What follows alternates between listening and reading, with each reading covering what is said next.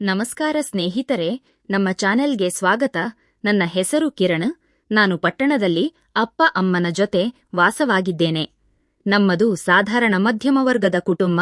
ಅಪ್ಪ ಸ್ವಂತ ಉದ್ಯೋಗ ಮಾಡುತ್ತಿದ್ದಾರೆ, ಅಮ್ಮ ಗೃಹಿಣಿ. ನಾನು ಕಾಲೇಜು ಮುಗಿಸಿಕೊಂಡು ಆಗಾಗ ಅಪ್ಪನ ಕೆಲಸದಲ್ಲಿ ಸಹಾಯ ಮಾಡುತ್ತಾ ಆರಾಮವಾಗಿದ್ದೆ. ಒಂದು ದಿನ ಅಮ್ಮ ಮಾರುಕಟ್ಟೆಗೆ ತರಕಾರಿ ತರಲು ನನ್ನನ್ನು ಕಳುಹಿಸಿದ್ದರು. ನಾನು ಅಮ್ಮನ ಸೂಚನೆಗಳನ್ನು ಪಡೆದು ಮಾರುಕಟ್ಟೆಯಲ್ಲಿ ತರಕಾರಿದಿಸುತ್ತಿದ್ದೆ. ಅಲ್ಲಿ ವ್ಯಾಪಾರಿಯೊಬ್ಬ ಹಳೆಯ ಟೊಮೆಟೊಗಳನ್ನು ನೀಡಲು ಬಂದಾಗ ನಾನು ಅವು ಚೆನ್ನಾಗಿಲ್ಲ ಎಂದು ನಿರಾಕರಿಸಿ ಬೇರೆ ಕಡೆಗೆ ಹೋಗಿ ನಾನೇ ಆರಿಸಲು ಶುರು ಮಾಡಿದೆ. ನಾನು ತರಕಾರಿ ಆರಿಸುವಾಗ ಸ್ವಲ್ಪ ತಡವಾಯಿತು. ಆಗ ಪಕ್ಕದಲ್ಲಿ ಒಬ್ಬರು ಮಹಿಳೆ ಬಂದು ತರಕಾರಿ ಖರೀದಿಸುತ್ತಿದ್ದರು. ಅವರನ್ನು ನೋಡಿದಾಗ ನನಗೆ ಆಶ್ಚರ್ಯವಾಯಿತು. ಅವರು ಅಷ್ಟು ಸುಂದರವಾಗಿದ್ದರು. ಅಂತಹ ವ್ಯಕ್ತಿಯನ್ನು ನಾನು ಮೊಬೈಲ್ ಅಥವಾ ಟಿವಿಯಲ್ಲಿ ಮಾತ್ರ ನೋಡಿದ್ದೆ. ರಿಯಲ್ ಆಗಿ ಅವರನ್ನು ನೋಡಿ ಮಾರುಕಟ್ಟೆಗೆ ಬಂದಿದ್ದು ಸಾರ್ಥಕವಾಯಿತು ಎನಿಸಿತು. ಅವರನ್ನು ನಾನು ಹಾಗೆಯೇ ನೋಡುತ್ತಿರುವುದನ್ನು ಗಮನಿಸಿದ ಅವರು, ಏನು ಎಂದು ಕೇಳಿದರು. ನಾನು ಕೊಂಚ ಧೈರ್ಯ ಮಾಡಿ, ನನಗೂ ಸ್ವಲ್ಪ ಒಳ್ಳೆಯ ಟೊಮೆಟೊಗಳನ್ನು ಆರಿಸಿಕೊಡಿ ಮೇಡಂ. ಪ್ಲೀಸ್, ಕೆಟ್ಟ ತರಕಾರಿ ತೆಗೆದುಕೊಂಡು ಹೋದರೆ ಮನೆಯಲ್ಲಿ ಅಮ್ಮ ಬೈಯುತ್ತಾರೆ ಎಂದು ವಿನಂತಿಸಿದೆ. ಅವರು ನಗುತ್ತಾ ಸರಿ ಎಂದು ಆರಿಸಿಕೊಟ್ಟರು. ನಾನು ಅವರಿಗೆ ಕೃತಜ್ಞತೆ ಸಲ್ಲಿಸಿ ಮನೆಗೆ ಬಂದೆ.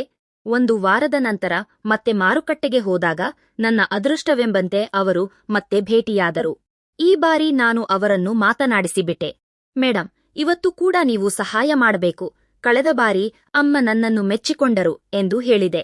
ಅವರು ಸರಿ ಎಂದು ಒಪ್ಪಿ, ಬನ್ನಿ ಇಬ್ಬರು ಸೇರಿ ಖರೀದಿಸೋರನೆ ಎಂದರು. ಹಾಗೆಯೇ ಹೊರಟುತ್ತಾ ಹೋದಾಗ ಅವರ ಹೆಸರು ಸ್ನೇಹ ಎಂದು ತಿಳಿಯಿತು. ಅವರು ಸಾಫ್ಟ್ವೇರ್ ಕಂಪನಿಯಲ್ಲಿ ಕೆಲಸ ಮಾಡುತ್ತಿದ್ದರು. ಅಂದು ಭಾನುವಾರವಾದ್ದರಿಂದ ತಾವು ಪ್ರತಿ ಭಾನುವಾರ ಮಾತ್ರ ತರಕಾರಿ ತರಲು ಬರುವುದಾಗಿ ಅವರು ಹೇಳಿದರು. ನಾನು ಕೂಡ ಪ್ರತಿ ಭಾನುವಾರವೇ ಬರುವುದಾಗಿ ತಿಳಿಸಿದೆ. ಮಾತುಕತೆ ಮುಂದುವರಿದಾಗ ನಾನು ನನ್ನ ಶಿಕ್ಷಣದ ಬಗ್ಗೆ ಹೇಳಿದೆ. ಅವರು ತಮ್ಮ ಡಿಗ್ರಿ ಮುಗಿದು 4 ವರ್ಷವಾಯಿತು ಎಂದರು. ಅಂದರೆ ನಿಮಗೆ 28 ವರ್ಷ ವಯಸ್ಸಾಗಿದೆ ಎಂದಾಗ ಅವರು ಕರೆಕ್ಟ್ ಎಂದರು. ನಂತರ ಇಬ್ಬರು ತಮ್ಮ ವಾಹನಗಳ ಕಡೆಗೆ ನಡೆದೆವು. ಅವರು ಹೋಗುವಾಗ ಬಾಯ್ ಮಿಸ್ಟರ್ ಕಿರಣ ಎಂದು ಹೇಳಿದ ಮಾತು ನನ್ನ ಕಿವಿಯಲ್ಲಿ ಪದೇ ಪದೇ ಮೊಳಗುತ್ತಿತ್ತು. ಕಾಲೇಜು ಮುಗಿದಿದ್ದರಿಂದ ನಾನು ಅಪ್ಪನ ಕೆಲಸದಲ್ಲಿ ಸಹಾಯ ಮಾಡುತ್ತಿದ್ದೆ. ಆದರೆ ಭಾನುವಾರ ಬಂದರೆ ಸಾಕು, ಅದೇ ಸಮಯಕ್ಕೆ ಮಾರುಕಟ್ಟೆಗೆ ಹೋಗುವುದನ್ನು ನಾನು ಎಂದಿಗೂ ತಪ್ಪಿಸುತ್ತಿರಲಿಲ್ಲ. ಮತ್ತೆ ಭೇಟಿಯಾದಾಗ ನಾನು ಹೊಸ ಲ್ಯಾಪ್ಟಾಪ್ ಕೊಳ್ಳುವ ವಿಷಯ ತಿಳಿಸಿದೆ. ಅವರು ಅದರ ಬಗ್ಗೆ ಒಳ್ಳೆಯ ಮಾಹಿತಿ ನೀಡಿದರು. ಇವತ್ತು ಸಂಜೆ ಮಾಲ್ನಲ್ಲಿ ಲ್ಯಾಪ್ಟಾಪ್ ಖರೀದಿಸುತ್ತಿದ್ದೇನೆ ಎಂದಾಗ ಅವರು ತಾವೂ ಬರುವುದಾಗಿ ಹೇಳಿದರು. ನನ್ನ ಗೆಳೆಯನೊಂದಿಗೆ ಅಲ್ಲಿಗೆ ಹೋದಾಗ ಅವರು ಬಂದು ಸಹಾಯ ಮಾಡಿದರು. ನಾವು ಮೂವರು ಸೇರಿ ಲ್ಯಾಪ್ಟಾಪ್ ಖರೀದಿಸಿ ಸಂಜೆ ಪಿಜ್ಜಾ ತಿಂದು ಮನೆಗೆ ಬಂದೆವು. ಅಂದು ಸ್ನೇಹ ಮೇಡಂ ತಮ್ಮ ನಂಬರ್ ಕೊಟ್ಟಿದ್ದರು. ನಾನು ಸ್ಟ್ರೇಟ್ಸ್ ಹಾಕಿದಾಗ ಅವರು ಮೆಸೇಜ್ ಮಾಡಿ ಶುಭ ಕೋರಿದರು. ಆದರೆ ಕೆಲವು ದಿನಗಳ ನಂತರ ನಾನು ಆನ್ಲೈನ್ ಗೇಮ್ನಲ್ಲಿ ಹಣ ಕಳೆದುಕೊಂಡಿದ್ದರಿಂದ ಲ್ಯಾಪ್ಟಾಪ್ ಮಾರಾಟ ಮಾಡಬೇಕಾಯಿತು. ಈ ವಿಷಯ ತಿಳಿದ ಸ್ನೇಹ ಮೇಡಂ ನನಗೆ ಬುದ್ಧಿವಾದ ಹೇಳಿದರು. ಮನೆಯಲ್ಲಿ ಸತ್ಯ ಹೇಳುವಂತೆ ತಿಳಿಸಿದರು. ನಾನು ಮನೆಯಲ್ಲಿ ವಿಷಯ ತಿಳಿಸಿದಾಗ ಅಪ್ಪ ನನ್ನ ಹೊಸ ಸ್ಕೂಟಿಯನ್ನು ವಾಪಸ್ ಪಡೆದರು. ನಿನ್ನ ಖರ್ಚನ್ನು ನೀನೇ ನೋಡಿಕೋ ಎಂದು ಗದರಿದರು. ಈಗ ನನ್ನ ಬಳಿ ಸ್ಕೂಟಿ ಇಲ್ಲ, ಕೇವಲ ಮೊಬೈಲ್ ಮಾತ್ರ ಇತ್ತು.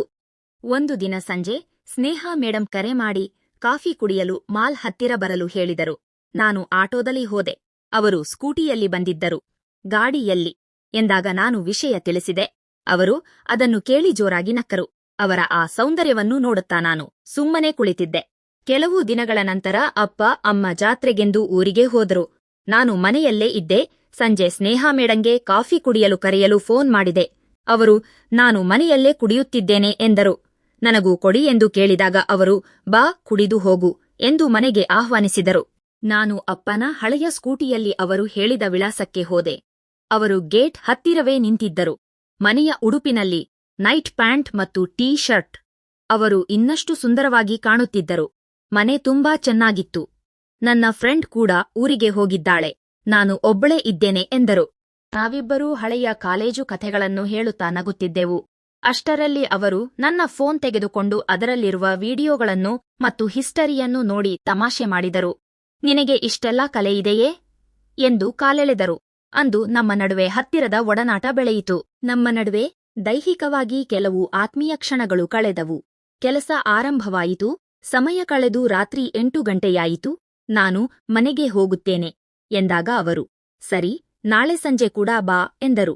ಮಾರನೇ ದಿನ ನಾನು ವ್ಯಾಯಾಮ ಮಾಡಿ ಸಜ್ಜಾಗಿ ಅವರ ಮನೆಗೆ ಹೋಗಿ ಮತ್ತೆ ಸುಂದರ ಸಮಯ ಕಳೆದೆವು. ಹೀಗೆ 4 ದಿನಗಳು ಕಳೆದವು. ನಂತರ ಅಪ್ಪ ಅಮ್ಮ ಮತ್ತು ಅವರ ಗೆಳತಿ ಊರಿಂದ ಬಂದರು. ಸ್ವಲ್ಪ ದಿನಗಳ ನಂತರ ಸ್ನೇಹ ಅವರಿಗೆ ಬೆಂಗಳೂರಿಗೆ ವರ್ಗಾವಣೆಯಾಯಿತು. ಅವರು ಹೋಗಿ ಬರುವುದಾಗಿ ಹೇಳಿ ಹೊರಟರು. ನನಗೆ ಈಗ ಅವರಿಲ್ಲದೆ ತುಂಬಾ ಬೇಸರವಾಗುತ್ತಿದೆ. ನಾನು ಅವರಿಗೆ ಫೋನ್ ಮಾಡಿ ನಮಗೆ ನಿಮ್ಮ ಜೊತೆ ಕಾಫಿ ಕುಡಿಯಲು ಆಗ್ತಾ ಇಲ್ಲ ಎಂದಾಗ ಅವರು ಬೆಂಗಳೂರಿಗೆ ಬಾ, ಇಲ್ಲೇ ಕುಡಿಯೋಣ ಎಂದಿದ್ದಾರೆ. ನಾನು ಈಗ ಬೆಂಗಳೂರಿಗೆ ಹೋಗುವ ಆಲೋಚನೆಯಲ್ಲಿದ್ದೇನೆ. ಇಲ್ಲಿಗೆ ಈ ಕಥೆ ಮುಗಿಯುತ್ತದೆ. ಇಷ್ಟವಾದರೆ ಲೈಕ್ ಮಾಡಿ ಮತ್ತು ಸಬ್ಸ್ಕ್ರೈಬ್ ಮಾಡಿ. ಧನ್ಯವಾದಗಳು.